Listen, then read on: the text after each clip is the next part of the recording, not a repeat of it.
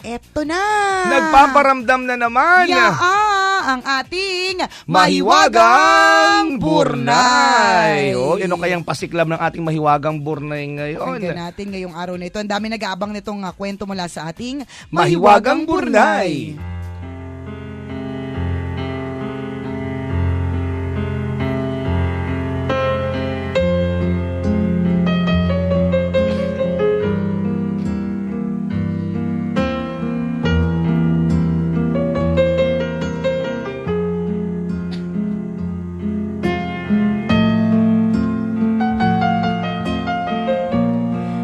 Na kasiyahan ay takot at pangamba ang bumabalot sa batang si Abby sa tuwing papasok siya ng eskwelahan.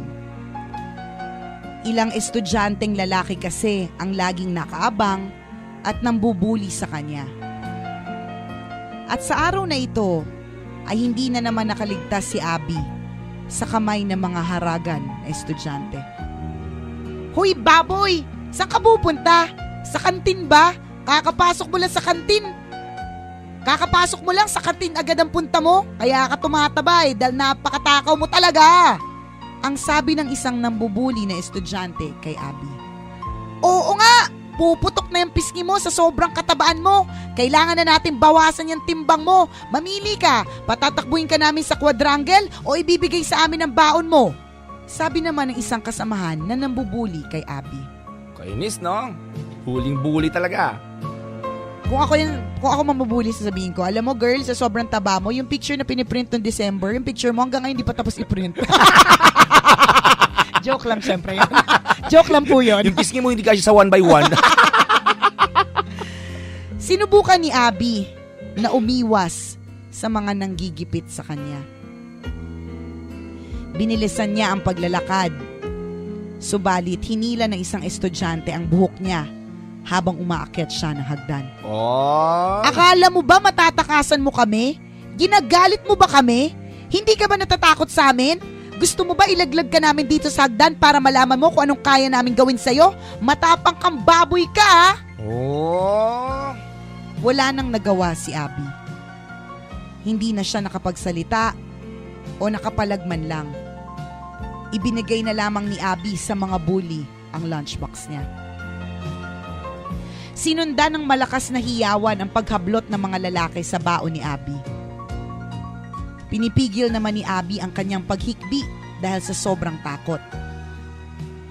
Dala-dala niya hanggang sa pag-uwi ang lagim na ipinaranas sa kanya ng mga bully sa eskwelahan.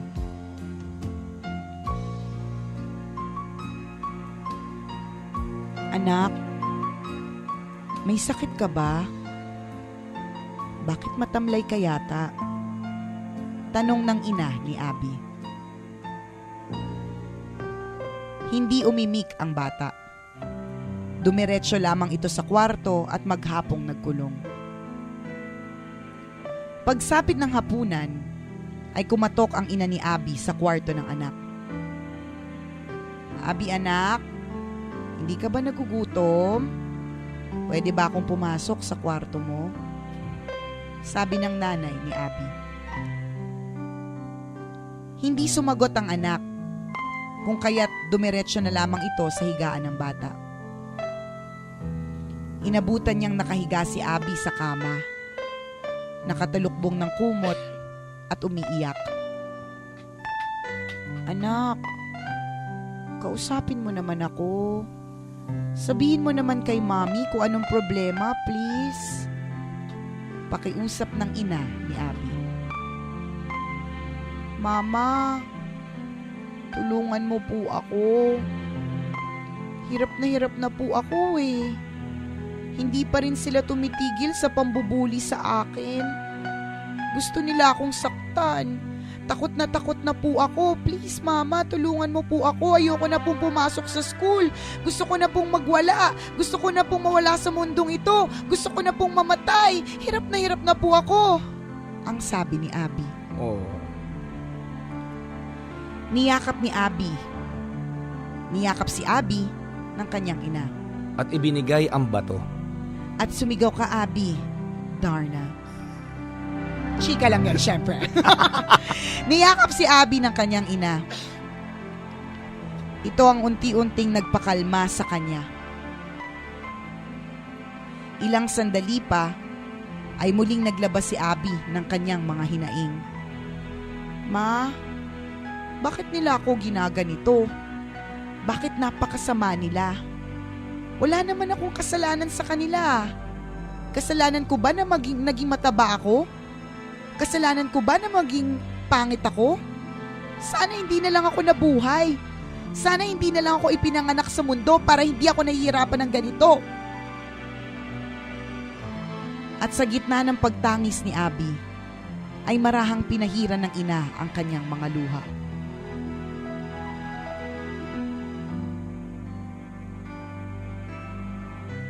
Abby anak, huwag mong sabihin yan. Hindi totoo ang mga sinasabi nila sa'yo. Ikaw ang pinakamaganda at pinakamabait na bata na nakilala ko. Mahal na mahal kita, anak. Alam kong nahihirapan ka dahil sa mga sumasalbahe sa'yo. Pero nandito lang ako palagi sa tabi mo. Ipagtatanggol ka ni Mami.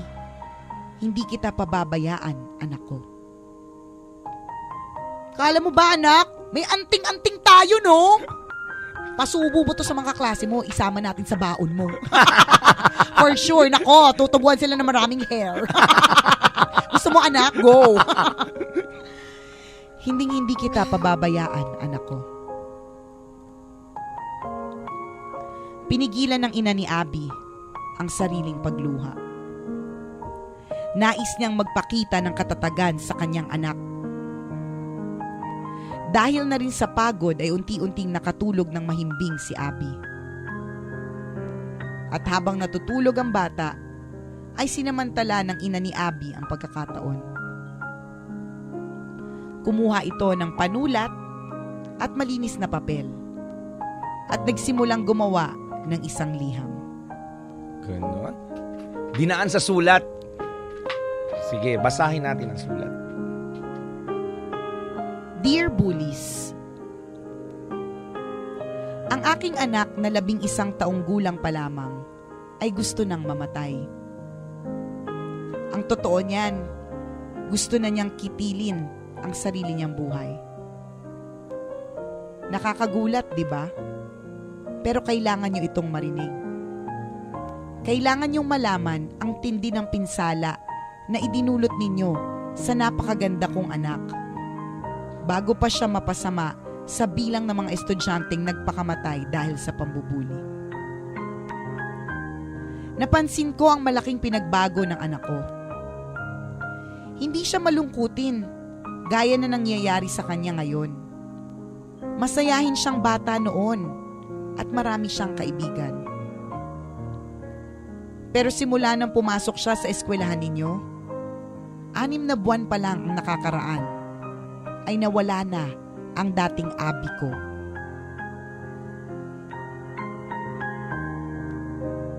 Ibig sabihin, ay nagtagumpay na kayo sa pagpatay sa kaluluwa ng anak ko. Kitang-kita ko sa mga mata niya ang takot, ang kilabot, at ang paniniwala niya sa mga sinasabi niyo tungkol sa kanya. Tinatawag niyo siyang pangit. Tinatawag niyo siyang walang kwenta. Pakiusap, itigil niyo na ang panlilimbak sa kanya. Noong nakaraang buwan, tinanong ako ng anak ko kung ano ang ibig sabihin ng rape. Inosente pa si Abby. Hindi pa niya nababasa ang salitang rape sa anumang libro o magazine. Pero sinabi niyo sa kanya, nire-rape niyo siya. Pinilit kong ipaliwanag sa mura niyang isipan kung anong ibig sabihin ng salitang yon. Napakasakit para sa isang ina ang makita ang kanyang anak na nahihirapan at nanghihina. At napakasakit na harap-harapang sabihin sa iyo ng sarili mong anak na gusto niyang mamatay.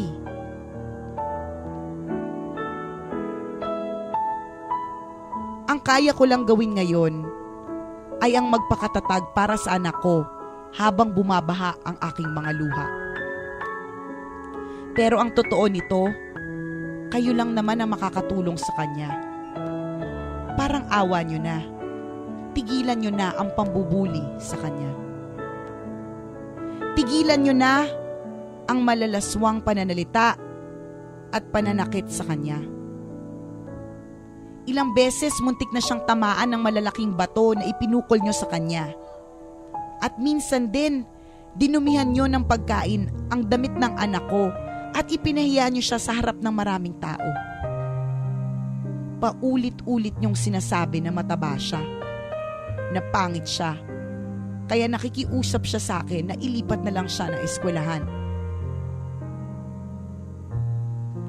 At ang pinakamatindi sa lahat, sinabi niyo kay Abby ko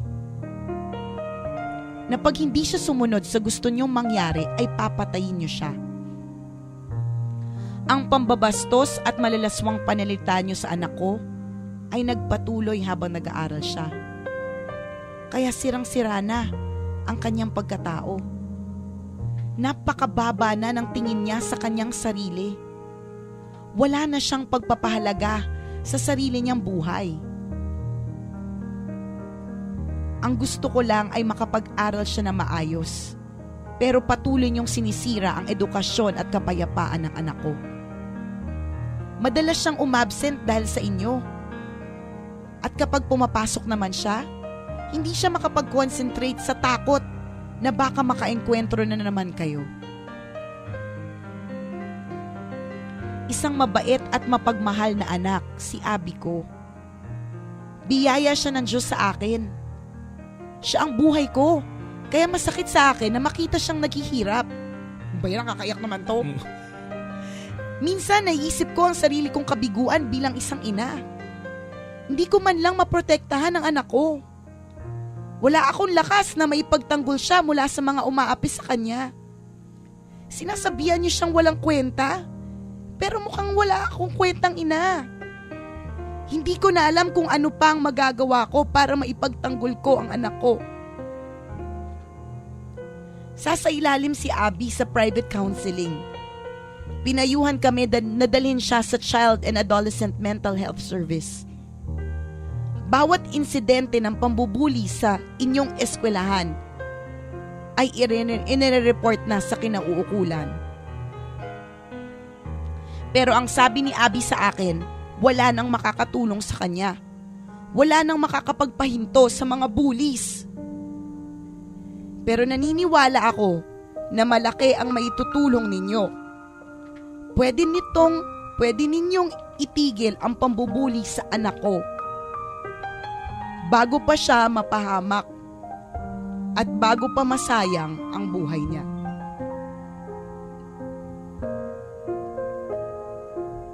Ang ina ni Abby, Rachel Kirk.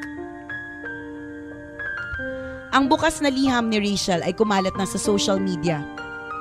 Kumalap ito ng napakaraming simpatya mula sa mga magulang na may anak ring biktima ng pambubuli. Ang issue ng pambubuli, lalo na sa loob ng mga eskwelahan, ay hindi isang biro. Isa itong issue na dapat harapin at bigyan ng atensyon. Ayon sa ilang pag-aaral, ang suicide ay pangatlo sa mga pangunahing dahilan ng pagkamatay ng mga kabataan sa buong mundo. Sa loob ng isang taon ay may mahigit 4,000 kabataan ang nagpapakamatay. Kalahati sa bilang na ito ay naiugnay sa kaso ng bullying.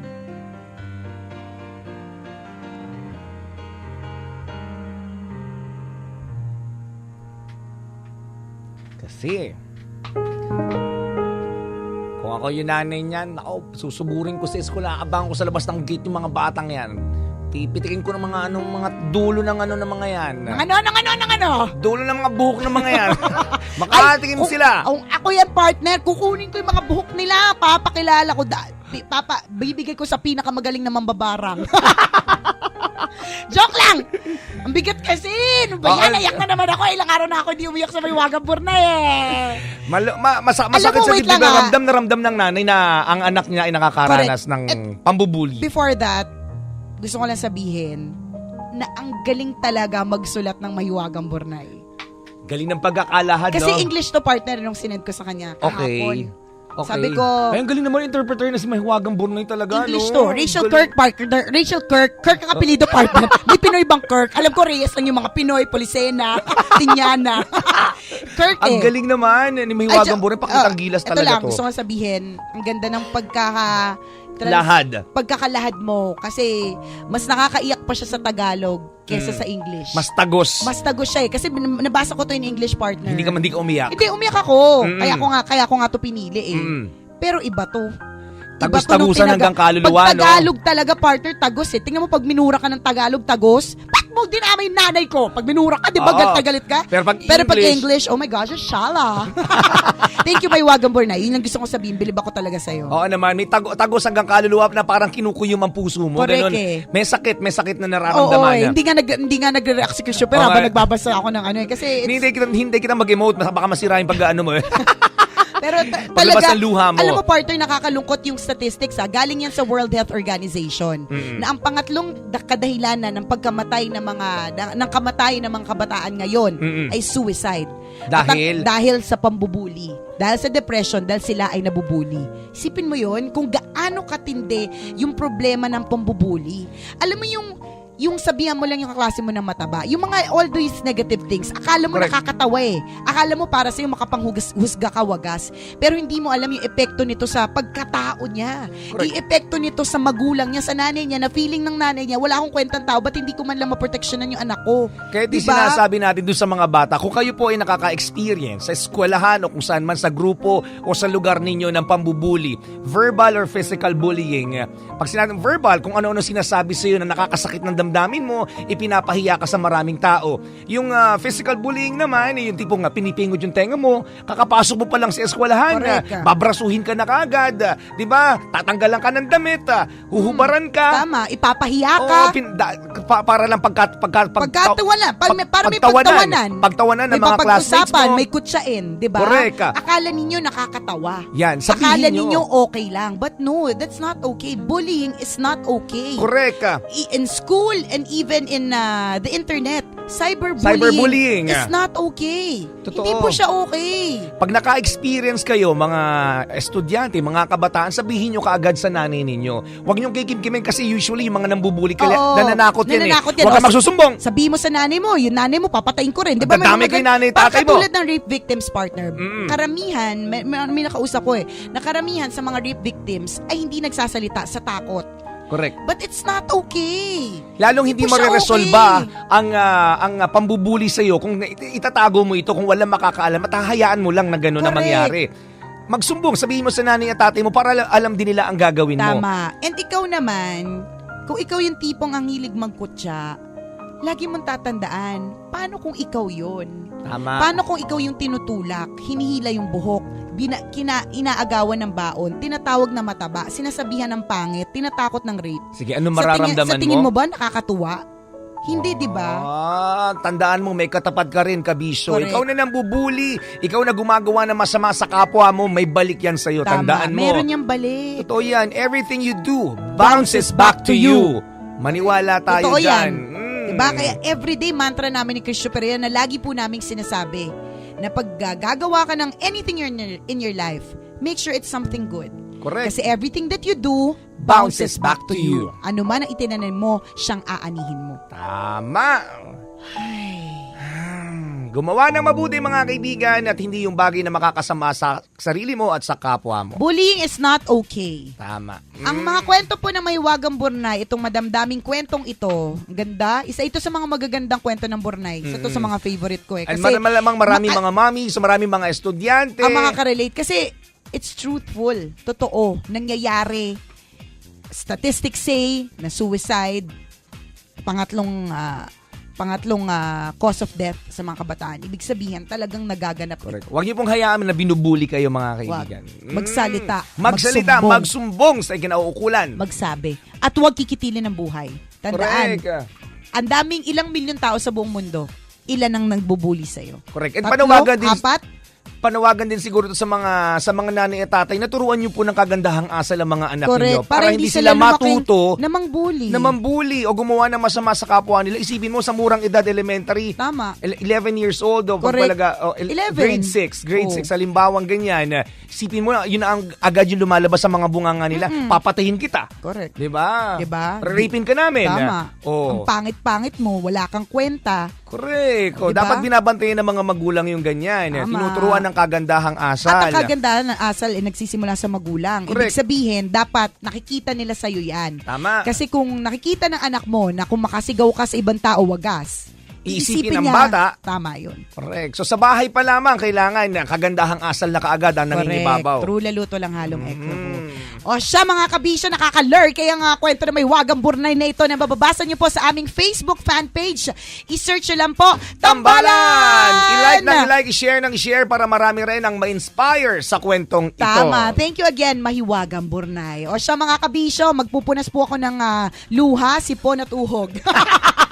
Kumalat sa sahig namin ng luha Kumalat, ni Nicole. bagong makeup pa naman ako. Nakaka-lurk. Sumama sa foundation ko. Kaya dyan muna kayo hanggang alas 12, patuloy tayong magkakasama-sama. Dito sa Metro Manila and via live streaming, www.loveradio.com.ph. Muli po mga kaibigan, ito ang tambalan ng isang balasubas. At ng isang balahura, ako po si Nicole Yala. At ako naman si Cambio Kengres Chuper. At ang aming tanging paalala na dapat ay Memorize nyo na! Sabay-sabay tayo mga kabisyo. Walang matatag na relasyon sa malanding may determinasyon. Yun! Yun!